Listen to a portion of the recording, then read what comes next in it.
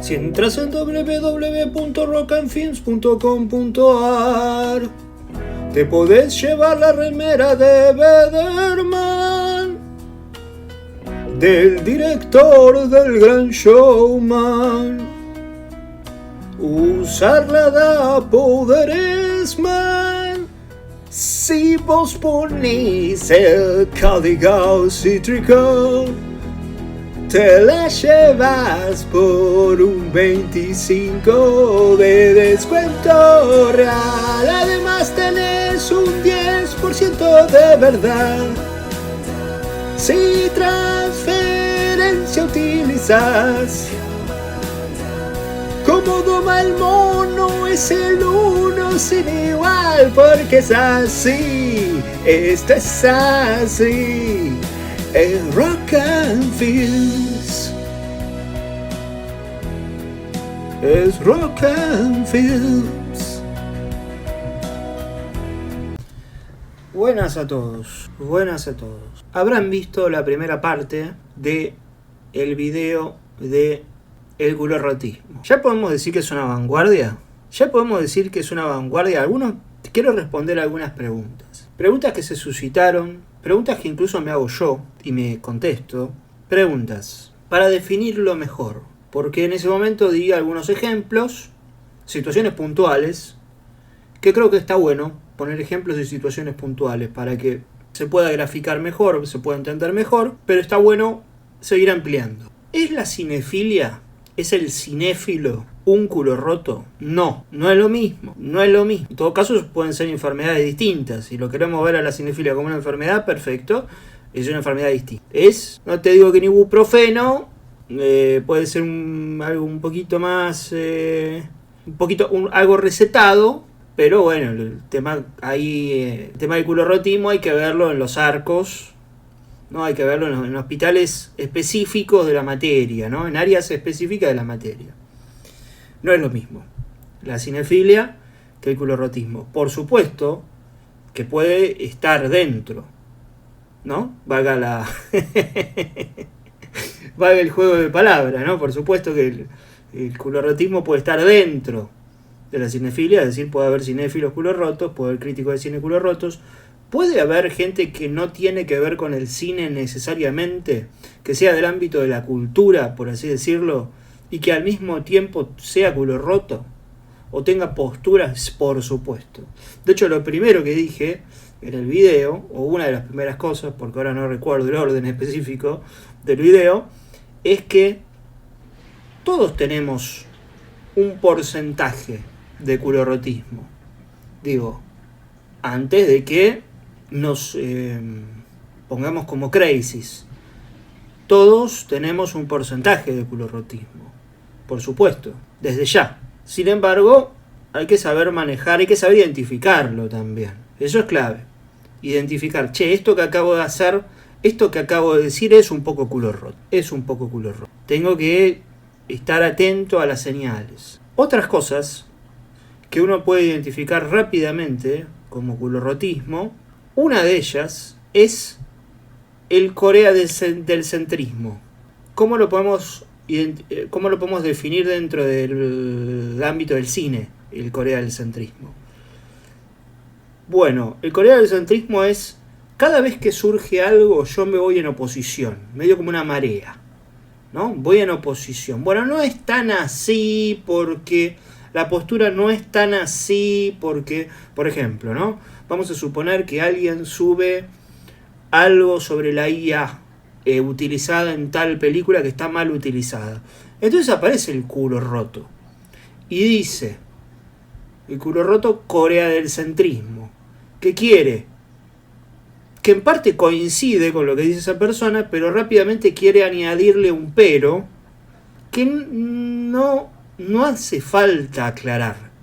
Que es, bueno, ahí está mal, pero en otro momento está bien. Y es como que querés quedar bien con el que dice que está bueno y querés a su vez darle la razón al que dijo que eso está mal, y eso estás planteando una discusión que no es la discusión planteada. Ese es el culorrotismo Corea del centrismo. Sucede mucho con directores, con actores, ¿no? Rápidamente uno dice tal cosa de... no sé, Brad Pitt, no, una actuación mala de Brad Pitt, no tiene actuaciones malas, pero alguien que tenga una actuación mala y te dice, bueno, sí, pero en esta tal, bueno, está bien, pero estamos hablando de esta película puntual, ¿no? Añadirle a la conversación unas aristas que nadie pidió, que nadie solicitó. Eso es propio del culorrotismo. El corealcentrismo es algo que es... ¿Por qué es propio del culorrotismo? Porque siempre está...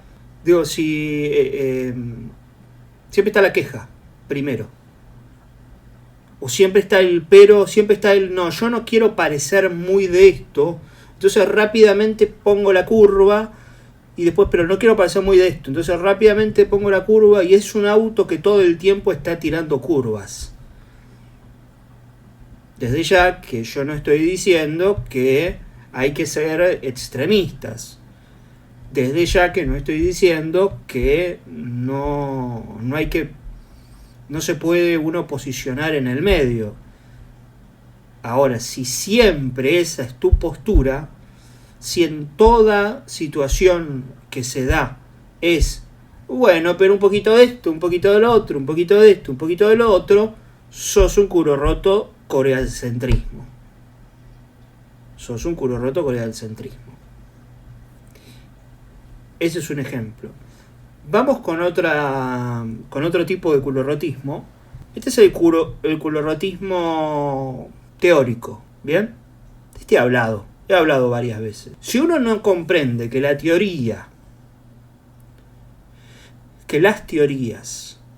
no tienen... Si uno no entiende que las teorías no tienen... o mejor dicho, que tienen ciertas alas, que no todo tiene que ser 100%, que el cuadrado no tiene que ser exactamente un cuadrado, que puede haber faltantes, que puede haber limitaciones, que puede haber bifurcaciones, que sean positivas incluso, que no todo tiene que quedarse dentro del mismo molde, está siendo un culorrotista teórico.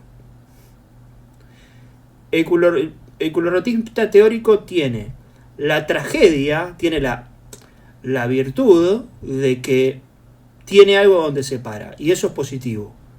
La tragedia es que eso donde se para le impide, al tomarlo como algo matemático a rajatabla, poder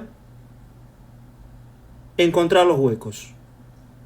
Es como cuando alguien está mega recontra enamorado y no puede ver ni siquiera el más mínimo defecto. Y en realidad el amor verdadero o uno se da cuenta que realmente quiere a esa persona cuando ves los defectos y te gustan esos defectos y aceptás esos defectos, o incluso no los ves como defectos, sino que los ves como algo que forma parte de esa persona, algo que está ahí y que es eso, la persona es eso, de eso vos te enamoraste. Si a esos esas cosas que uno ve rápidamente uno lo aleja, bueno, en realidad no estabas enamorado, estabas en un estadio medio, no sé, te estabas mintiendo, pongámosle el nombre que quieran. Por eso digo que la teoría tiene que ser tomada como una base, pero no necesariamente todo tiene que estar regido bajo esa norma. Podés utilizar esa norma para ampliar el horizonte dentro de la misma lógica que propone la norma. Estoy tratando de pensar ejemplos, pero si yo creo que las películas tienen que ser todas lineales, por ejemplo, y aparece una película que me cambia la estructura, que aparece, no sé, Pulp Fiction, y yo rápidamente le tacho le pongo una cruz, soy un culo roto teórico. No, bueno, porque le cambió el orden y yo quiero que sea lineal. Bueno, eso es un culo roto teórico. Porque lo importante es, porque incluso lo que puede estar dialogando esa película puede estar dentro de lo que es tu teoría o lo que a vos te importa. Entonces eso no tiene que evitar que uno se ponga a pensar en cómo utiliza esa forma, cómo se modifica eso dentro de la narrativa y cómo lo que propone esa película merece ser discutido de tal manera, de igual manera que en una película lineal. ¿Perfecto? Otro ejemplo de culorrotismo.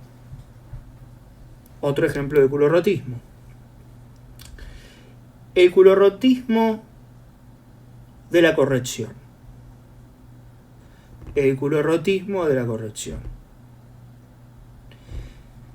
Si estoy haciendo un podcast de 3 horas y estamos hablando de tal película y que está buena y qué sé yo, bla bla bla, y en un momento menciono tal película y digo, no sé, que es del 73 y del 72, y después de que vos escuchaste 3 horas hablando de esa persona, que vos le comentes a esa persona, te equivocaste, era del 73 y no era del 72, es bastante culo roto. Prueben a hablar 3 horas seguidas sobre cine o sobre lo que sea. Van a ver que van a tener equivocaciones porque no están con el IMDb enfrente, están jugando a la memoria. Es una diferencia muy chica equivocarse un año de una película por un año.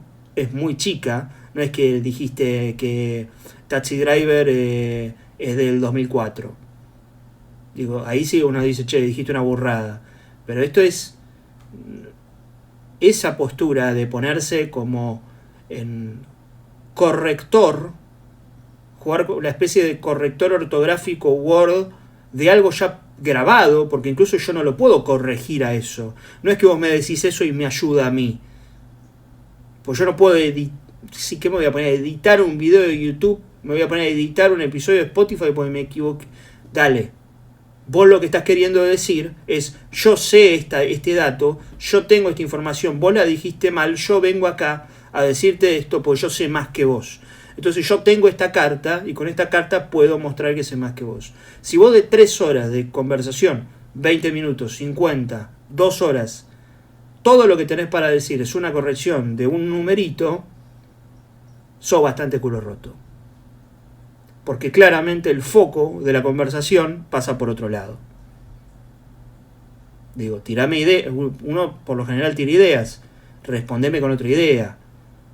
No con una culo roteada.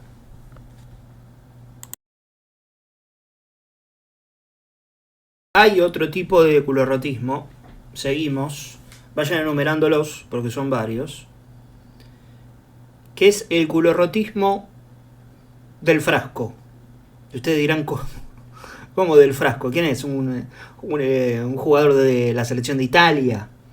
Del frasco. Giovanni del Frasco. No. El culorrotismo del frasco. ¿Por qué se llama del frasco? Porque estamos hablando de un culo roto que vive en un frasco.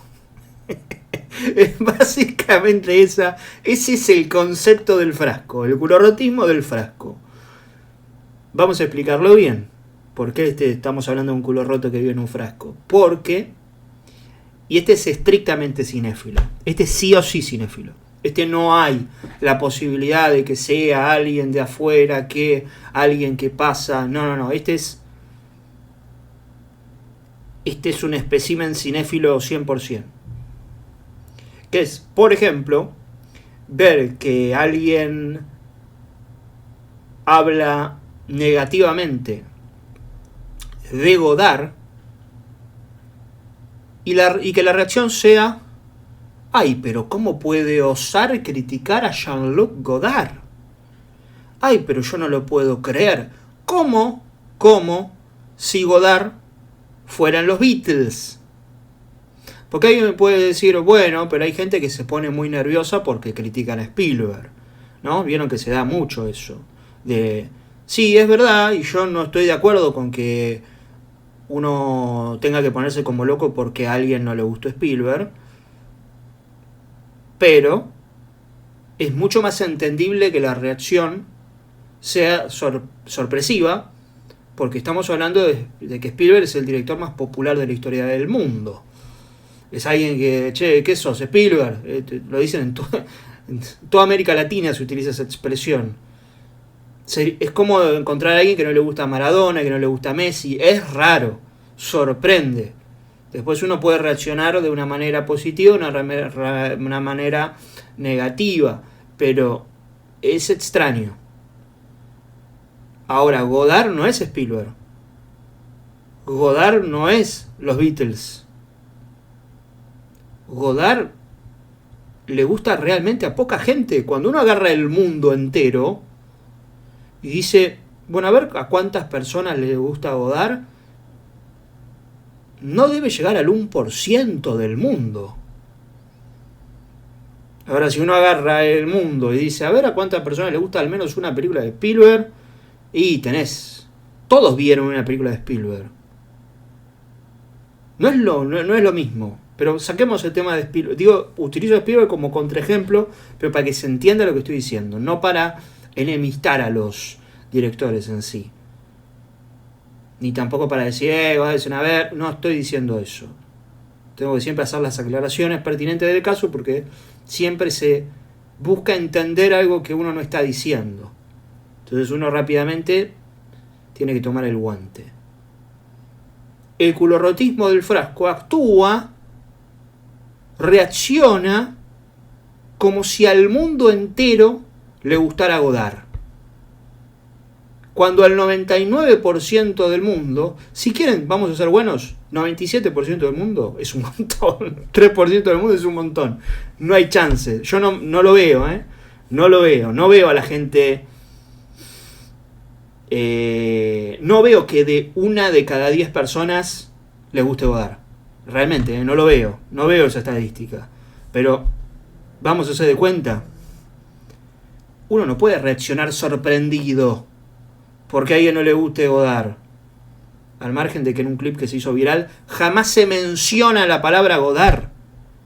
Jamás se menciona. Le adjudican a una persona haber mencionado Godard cuando jamás la mencionó. O sea, vos te estás enojando porque alguien no criticó a alguien que vos estás pensando que es un delirio. Es un delirio. Y querés dar clases con eso. O sea, vos no podés vos le estás añadiendo a alguien, tomando como si hubiera mencionado ese alguien, y querés darle clases.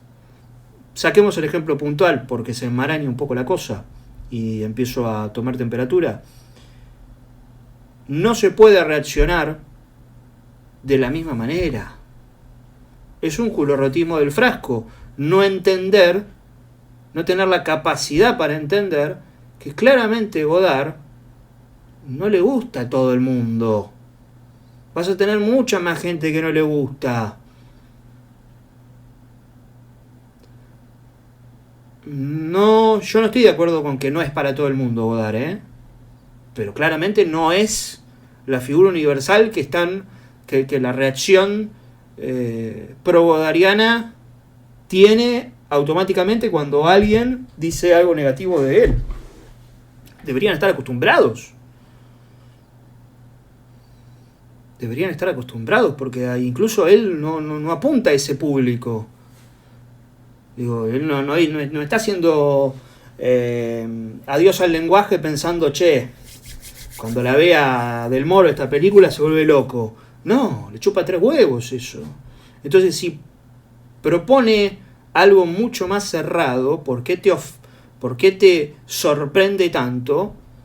Estás viviendo en un culorrotismo del frasco. Que el culorrotismo del frasco lo que tiene es que, como convivís tanto dentro de la cinefilia, perdiste noción de en qué mundo estás. Perdiste noción. Pensás que en el mundo a todos les gusta Godard. Porque claro, te vas a la FU, te juntaste con 5 amigos, hablan siempre de tal, sí. Pero yo tengo que ser consciente. Digo, a mí me encanta Antonioni, ¿no? Y bueno, Y seguramente, si a mi vecino le pongo a ver una película de Antonioni, me va a decir, sacame esto a los 3 minutos. Y no puedo yo, ¡ay! Y seguramente mucha gente, incluso, no sé, escritores, incluso dentro de la cultura, y no le debe gustar Godard, Antonioni. Bueno, Godard también. Y le debe parecer un embole, bueno, una pena, desde mi parte digo una pena, se lo pierden. Pero bueno, es así, porque no... Es un poco más reducido, incluso creo que Antonioni es un poco más abierto que Godard. Digo, no es tan conocido Antonioni como Godard, pero dentro de todo es más simple de seguirle el juego que a Godard, que puede salir para cualquier lado. Pero bueno, el culorrotismo del Frasco actúa de esas maneras. Hay otro tipo de culorrotismo, que es el culorrotismo del sin filtro. Este es muy particular. El culorrotismo sin filtro es... Vamos a suponer, digo, uno tiene críticas sobre una película, sobre un director. Ahora, si yo lo tengo enfrente a ese director, yo no puedo expresarme de la misma manera que en mi canal de YouTube, que en Letterboxd, que puedo expresar ideas, podemos conversar. Yo no puedo ir a ofender a esa persona, porque yo quiero tener una conversación, porque yo no estoy en posición moral de ir a exigirle a un director o a un actor que haga lo que a mí me gustaría o lo que a mí me gustaría ver. Ese es un culorrotismo sin filtro. Si uno no se da cuenta que hay cosas, es un poco lo que decía en el primer video, déjala pasar. Digo, se te puede formular en la cabeza ese pensamiento, pero déjala pasar. Digo, yo no puedo estar haciendo video rec e increpar a un director o un actor con una película que yo vi y después decir, pero yo se lo dije en la cara, mirá, le dije que no me gustó. No, estoy siendo un irrespetuoso, estoy siendo un maleducado, estoy siendo un culo roto. Otro culorrotismo es el culorrotismo de nicho. A ver, este es muy de la política. El culorrotismo de nicho es muy de la política, porque es un tipo de culorrotismo es el culorrotismo de la conversación anodina, es el culorrotismo, por eso es el culorrotismo de nicho.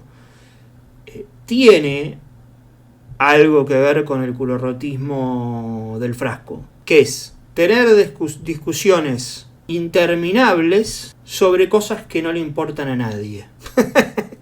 Es espectacular. Cuando uno lo ve de afuera, lo terrible es cuando uno está adentro, porque esto a mí me ha pasado. Estar discutiendo acaloradamente algo que después te das cuenta, fui bastante culo roto. Fui un culorrotismo. Apliqué el culorrotismo de nicho. Lo apliqué a fondo en esta, que es discutir algo. Pasa mucho entre la crítica y los directores que se empiezan a discutir de esto y porque si las formas, si cuidamos las formas, porque la manera de salir es muy de la política. Vieron que en la política pasa mucho eso. En los programas, pero ¿sabés qué? Para solucionar la inflación, pero incluso ponerle que ahí la inflación es un tema muy en boga, muy dentro de la... Más allá de que ahí no se resuelve nada, ni en pedo. Pero alejémonos de si se resuelve o no, porque uno tiene la ilusión de que capaz que sí. Ahora, si nos ponemos a discutir tan acaloradamente que si tiene que funcionar una sala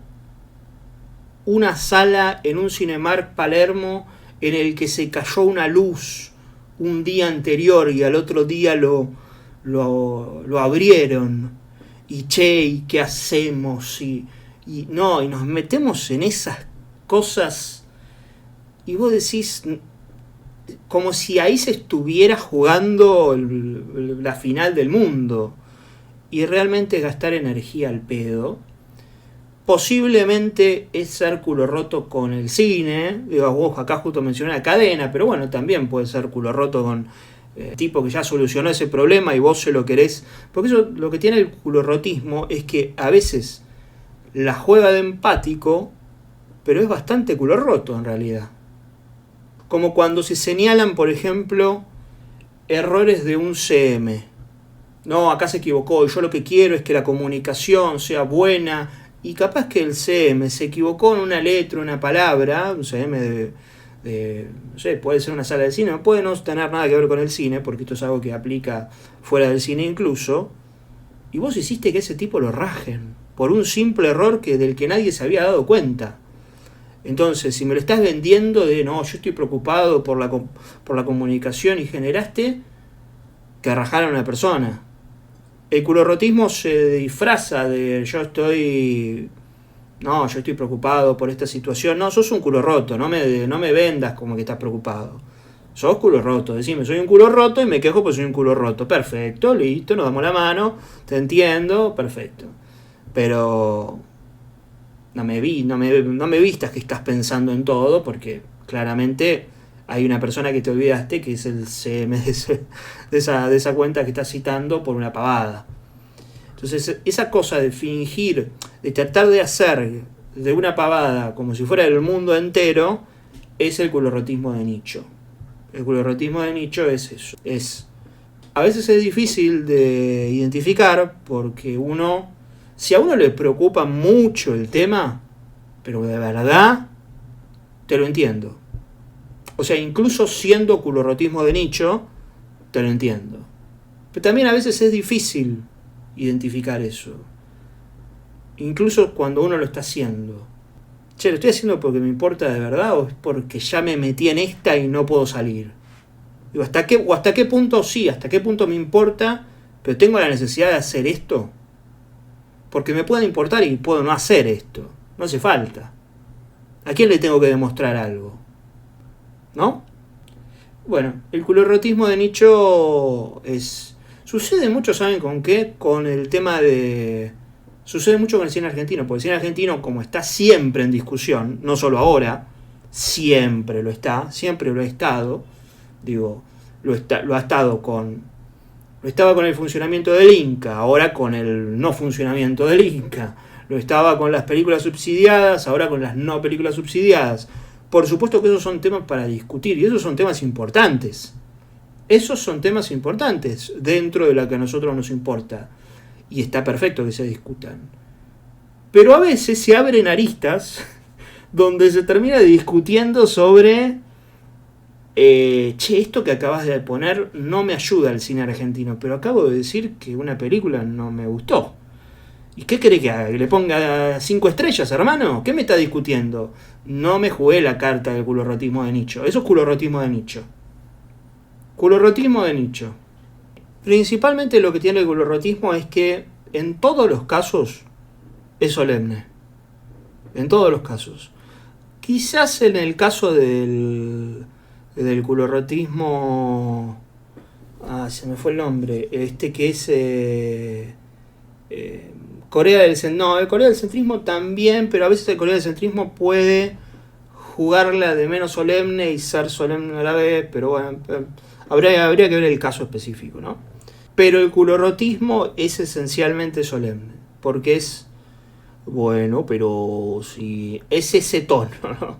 Es ese tono, es ese lugar, es esa postura, es ese yo me pongo como autoridad y es ese yo vengo acá a bajarles línea y es ese yo vengo acá a corregir a y es ese yo vengo acá a decirles la posta de esto y es esta película tiene que cumplir esto y si no lo cumple vuela, es ese tipo de solemnidad la que tiene el culorrotismo. Desde ya que hay otro tipo de culorrotismo ya un poco expresado en el video anterior, que es el de no entender el punto.